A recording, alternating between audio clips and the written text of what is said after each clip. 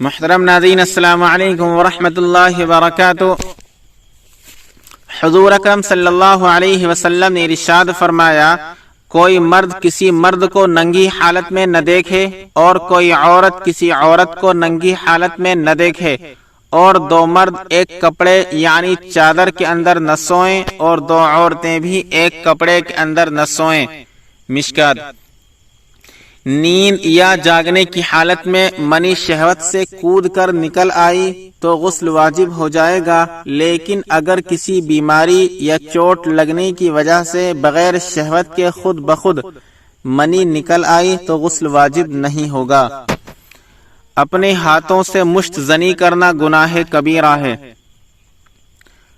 اگر مشت زنی کی لیکن انزال نہیں ہوا تو غسل واجب نہیں ہوگا، اور روزہ تھا تو مشت زنی کرنے کی وجہ سے روزہ مکروہ ہوگا، لیکن انزال نہ ہونے کی وجہ سے روزہ نہیں ٹوٹے گا۔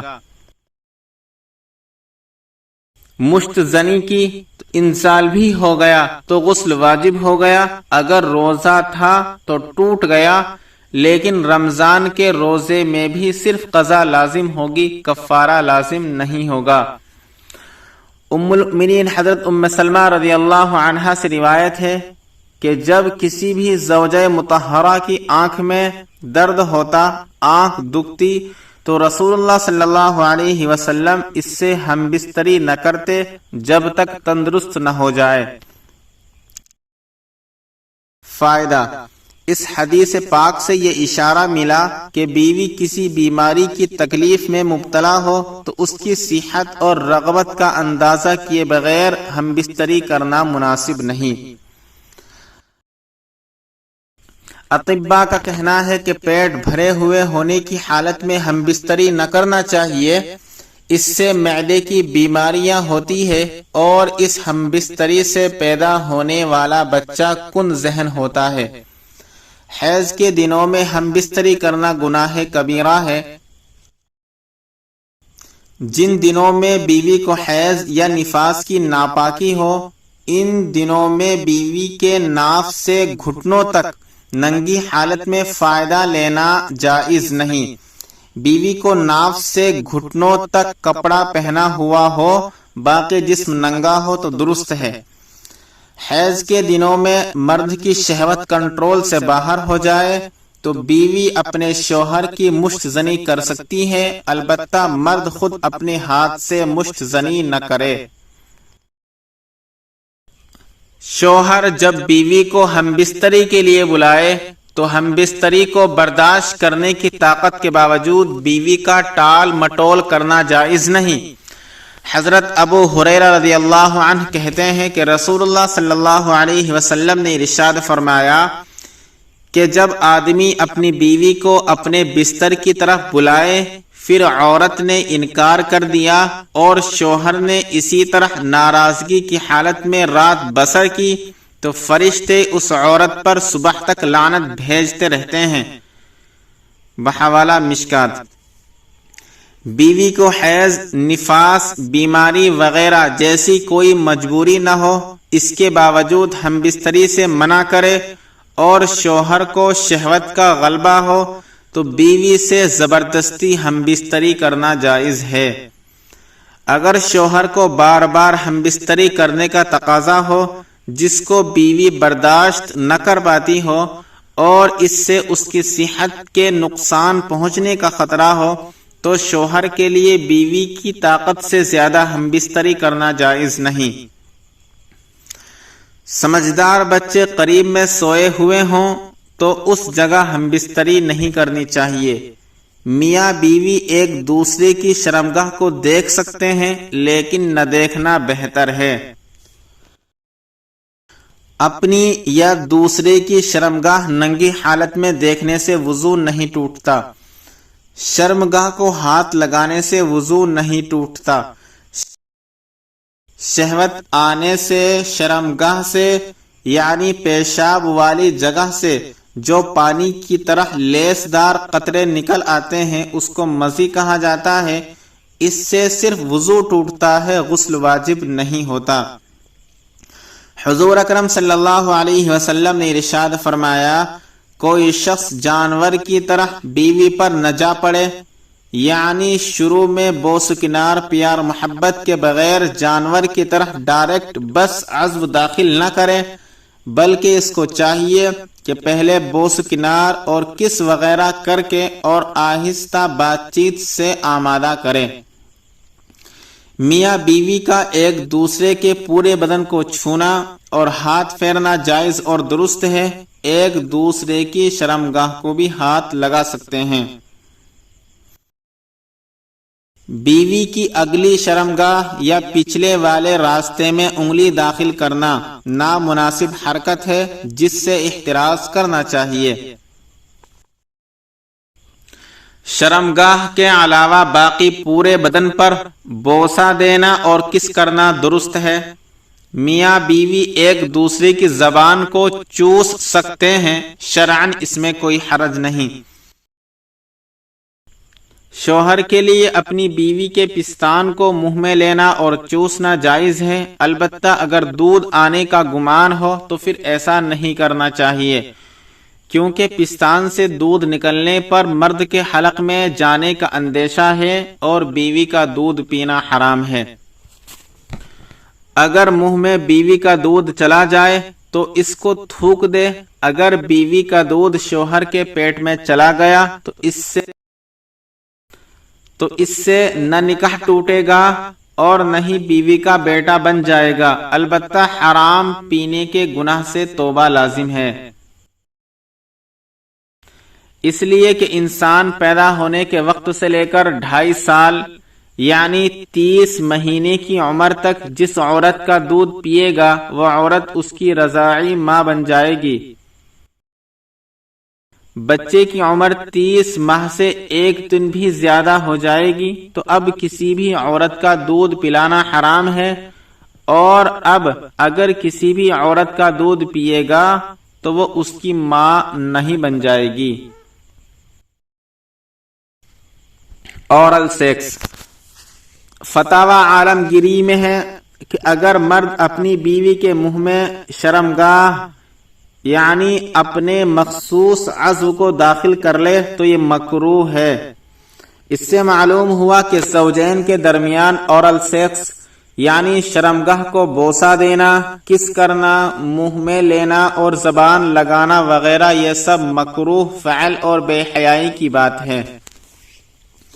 اگر بیوی کو داخل نہیں کیا بلکہ اوپر سے یا رانوں کے درمیان کیا تو اگر انزال نہیں ہوا یعنی منی نہ نکلی تو غسل واجب نہیں ہوگا۔ میاں بیوی میں سے جس کا انزال ہوا صرف اسی پر غسل واجب ہوگا۔ پچھلے والے راستے میں داخل کرنا گناہ کبیرہ ہے۔ بغیر کپڑے کے اپنی شرمگاہ بیوی کی شرمگاہ سے ملا دی اور داخل نہیں کیا تو وضو ٹوٹ گیا، اگرچہ مزید تک نہ نکلی، غسل واجب نہیں ہوگا۔ اگر مرد نے بیوی کو صرف اتنا داخل کیا جہاں ختنے کا نشان ہوتا ہے تو دونوں پر غسل واجب ہو گیا، اگرچہ منی نہ نکلی اور اگرچہ غبارہ پہن کر داخل کیا۔ حیض کے دنوں میں ہم بستری کرنے سے صرف مرد پر غسل واجب ہوگا، البتہ گناہ کبیرہ ہے۔ ہم بستری جس بھی ایکشن میں کرنا چاہو کر سکتے ہو۔ فَأْتُوا حَرْثَكُمْ أَنَّىٰ شِئْتُمْ القرآن۔ بس صرف ایک ہی بات کی پابندی ہے کہ ہم بستری صرف آگے والے راستے میں کی جائے، پاخانہ والے راستے میں کرنا گناہ کبیرہ ہے۔ اطباء کا کہنا ہے کہ کھڑے ہو کر صحبت کرنے سے اگرچہ مزہ زیادہ آتا ہو لیکن اس سے کمزوری بھی ہوتی ہے اور رعشہ کا مرض بھی ہو سکتا ہے۔ مرد سیدھا چت لیٹ جائے اور عورت اوپر بیٹھے، اطباء کا کہنا ہے کہ اس ہم بستری کے ایکشن میں مرد کے لیے نقصان ہے۔ اگر مکمل روشنی میں مکمل ننگے ہو کر شرمگاہ کو دیکھتے ہوئے ہم بستری کی جائے تو اس سے اولاد بے حیا پیدا ہوتی ہے، اس لیے ایسا کرنا بہتر نہیں۔ بہت ہلکی روشنی یعنی زیرو بلب ہو، ضرورت کے مطابق کپڑے اتارے جائیں یا مکمل ننگے ہو تو اوپر چادر ہو۔ ابو اللیث نے اپنی کتاب بستان میں لکھا ہے کہ ہم بستری کے وقت زیادہ بات چیت نہ کی جائے، اس سے اندیشہ ہے کہ بچہ گونگا پیدا ہو۔ بیوی سے ہم بستری کے وقت کسی اور غیر محرم عورت کا ذہن میں تصور کرنا، خیال لانا یہ گناہ ہے۔ جب مرد کو انزال ہو جائے تو بہتر یہ ہے کہ فوراً نہ ہٹے بلکہ اسی طرح کچھ دیر ٹھہرا رہے تاکہ عورت کا مطلب بھی پورا ہو جائے، کیونکہ بعض عورتوں کو انزال دیر میں ہوتا ہے۔ عزل کرنا یعنی مرد اپنی منی عورت کے رحم کے اندر نہ پہنچنے دے۔ پہلی وجہ، اگر فیملی پلاننگ یا رزق کی تنگی کے خوف سے عزل کیا جائے تو جائز نہیں۔ دوسری وجہ، اگر ایسی کوئی سوچ نہ ہو لیکن کوئی مجبوری بھی نہ ہو، ایسے ہی خواہ عزل کرے تو مکروہ ہے۔ تیسری وجہ، اگر کوئی مجبوری ہو بیوی یا چھوٹے بچے کی صحت کے لیے تو بیوی کی اجازت سے عزل کرے تو صحیح ہے۔ جبکہ عزل کرنا آپ کے لیے جائز ہے تو 3 طریقوں میں سے جیسے چاہیں عزل کریں۔ پہلا طریقہ، مرد ہم بستری کے آخر میں فراغت کے وقت عضو باہر نکال دے تاکہ منی باہر خارج ہو۔ دوسرا طریقہ، فراغت سے کچھ پہلے شوہر عضو باہر نکال دے اور بیوی اپنے ہاتھوں سے شوہر کو فارغ کرا دے۔ تیسرا طریقہ، عضو پر کنڈوم پہن کر یا لگا کر ہم بستری کریں۔ مزی اور منی بھی پیشاب کی طرح نجاست غلیظہ ہے، کپڑے کو لگ جائے تو کپڑا ناپاک ہو جائے گا، اس ٹکڑے کو دھو کر پاک کرنا واجب ہے۔ ہم بستری سے فراغت کے بعد دونوں کو پیشاب کر لینا چاہیے۔ حضرت علی رضی اللہ عنہ نے فرمایا، ہم بستری کے بعد پیشاب کر لے ورنہ لا علاج مرض پیدا ہوگا۔ علم طب کی کتابوں میں لکھا ہے کہ بعض وقت منی کا قطرہ پیشاب کی نالی میں اٹکا رہ جاتا ہے تو سوزش اور زخم پیدا ہو جاتا ہے۔ ابو اللیث سمرقندی رحمۃ اللہ علیہ نے لکھا ہے کہ ہم بستری کے بعد اپنے عضو کو دھو لینا چاہیے، اس سے بدن تندرست رہتا ہے، لیکن ہم بستری کے فوراً بعد ٹھنڈے پانی سے نہ دھوئے، اس طرح بخار آ جانے کا اندیشہ ہے۔ اس لیے نیم گرم یعنی تھوڑا سا ہلکے گرم پانی سے دھوئے۔ اگر نیم گرم پانی نہ ہو تو اتنی دیر رک جائے کہ بدن کی حرارت گرمائش اعتدال پر آ جائے، تو اس کے بعد ٹھنڈے پانی سے دھونے میں کوئی حرج نہیں۔ اطباء کا کہنا ہے کہ ہم بستری کے فوراً بعد پانی نہیں پینا چاہیے، ایسا کرنے سے دمے کی بیماری ہو سکتی ہے۔ ایک بار ہم بستری کرنے کے بعد دوبارہ ہم بستری کا ارادہ ہو تو دوبارہ ہم بستری سے پہلے غسل کر لینا بہتر ہے۔ غسل نہ کرے تو وضو کرے، وضو بھی نہ کرے تو کم از کم پیشاب کر کے عضو دھو لے، ایسا بھی نہ کرے تو بھی بغیر عضو دھوئے دوبارہ ہم بستری کرنا جائز ہے۔ رات کو ہم بستری کے بعد سونا جائز ہے، بہتر یہ ہے کہ ظاہری نجاست کو دھو کر وضو کر کے سوئے یا کم از کم پیشاب کر کے عضو دھو کر سو جائے، لیکن فجر کی نماز سے پہلے غسل کر کے نماز پڑھنا لازم ہے۔ ایک سے زیادہ بار ہم بستری کرنے کی وجہ سے بھی ایک ہی غسل کافی ہوتا ہے۔ جس انسان پر غسل واجب ہوا اس کے لیے قرآن مجید کو ہاتھ لگانا، قرآن مجید پڑھنا اور مسجد میں داخل ہونا جائز نہیں، البتہ اس کے لیے اللہ تعالی کا ذکر کرنا، تسبیح پڑھنا، منصور دعائیں پڑھنا اور درود شریف پڑھنا جائز ہے۔ غسل واجب ہو تو غسل سے پہلے بھی ہاتھ دھو کر کلی کر کے کھا پی سکتے ہیں۔ جس پر غسل واجب ہو وہ ہاتھ دھو کر کلی کر لے تو اب پانی پی کر کچھ بچائے تو اس کا جھوٹا پانی بھی پاک ہے، اس کا بچا ہوا پانی کوئی بھی پی سکتا ہے۔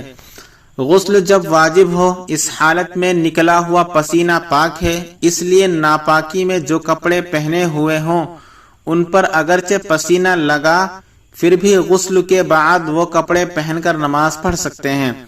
ایک چادر کے اندر میاں بیوی کا ننگے سونا جائز ہے۔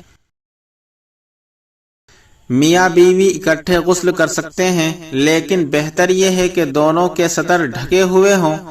شرمگاہ پر پردے کے بغیر دونوں کا ایک ساتھ غسل کرنا ادب کے خلاف ہے، البتہ گناہ نہیں ہے۔ کچھ لوگ ایسے ہوتے ہیں کہ بیوی سے پہلی رات کی ہم بستری کے بارے میں دوسروں کو بتلاتے ہیں کہ میں نے ایسا ایسا کیا یا اتنی بار کیا۔ یہ بے شرمی کی بات ہے اور جاہلانہ طریقہ ہے۔ حضور اکرم صلی اللہ علیہ وسلم نے میاں بیوی کے درمیان خلوت کی باتیں دوستوں کو بتلانے کو ناپسند قرار دیا ہے۔ اللہ تبارک و تعالی ان سب باتوں پر عمل کرنے کی توفیق عطا فرمائے۔ ویڈیو پسند آئے تو لائک کیجئے، شیئر کیجئے اور چینل کو سبسکرائب کر دیجئے۔